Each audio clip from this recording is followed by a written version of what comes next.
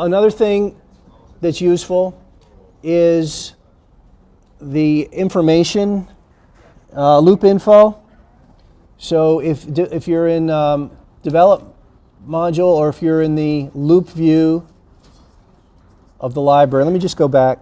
G takes me to grid. I'm in the library module, grid view. If you, down at the bottom on your toolbar, I don't know if you can see this, this is one option where you can get to the Loupe View, what they call the Loupe View. The other is, you see it right here next to where it says Loupe View, there's an E, that's the shortcut.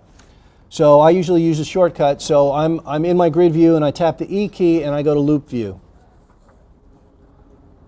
And sometimes I want to know specific information about the image. Usually I don't want it available all the time, but if you tap the I key, you're going to toggle through two views of information which you can control, and then off. So I tap the I key once and I get certain information, the file name and the date it was taken, capture time, and file size. And my second one, if I tap the I key again, I find shutter speed, aperture, ISO, and which lens I used at which focal length. And then if I tap the I key again, it goes away.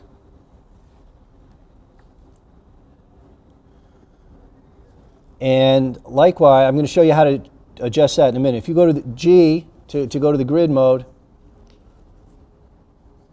if you tap the J key, it will sequence through different views. Okay, so right now I have compact cell view with information. If I hit the J key once, I go to the expanded cell view and there's more information there, which you can control. And if I hit J key again, I go to compact cell with no info if you don't want any distractions from your images. And then if I hit it a fourth time, I go back to where I was. Now the way to control this stuff is if you go into your view menu up at the top and down to view options towards the bottom. And the shortcut for that is Command J.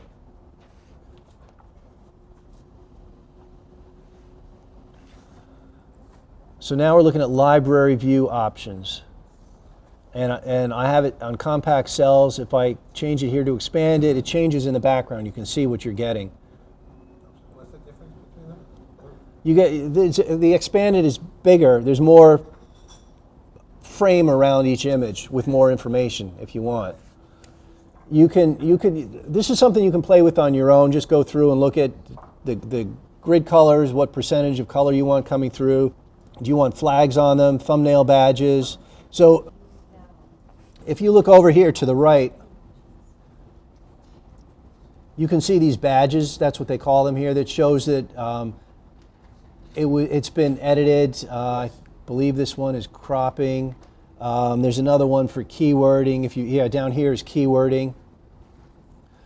I choose to have them show in my grid, but I don't like them showing in the toolbar because the images down in the toolbar I keep fairly small and I just don't want more clutter in there.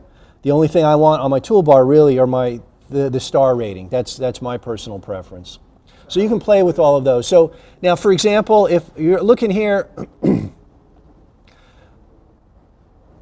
we have, you see the number 13? It's grayed out in back. It's like, and here's 14. Those are reference numbers, or index numbers they call it. If you look right over here under compact cell extras, index number, if you uncheck that, it goes away. Okay, I'm going to zoom back out a little bit. You see I'm at my top label here is my file number. And the control for that is here. I don't have to have my file name. I can put anything here from this drop-down menu. So you can really customize it. And you can do that with your bottom labels as well. Now with your expanded cells, you can have different information or more information. So there's a lot you can play with there. Why would you need all of that in the library module? It's a personal preference. Some people like to have all the information in front of them. Some people want just enough to know which image they're looking at. Some people want to know file size or whatever. Now, if you tap on up top here of this grid, the library view options, we're in grid view. If you tap on Loupe View, then it goes back to what's on an individual image, what you want showing up when you tap it the first time, what you want showing up when you tap it the second time. And whatever you have here will also show up in the develop module when you tap the I key. So I'm going to close that. Again, a lot of this stuff you can go and play with afterwards, like your preferences and what you want showing here. I just wanted to show you the way to do that because there are certain things that you might want or might not want. And that's why Lightroom is great because you can do anything you want.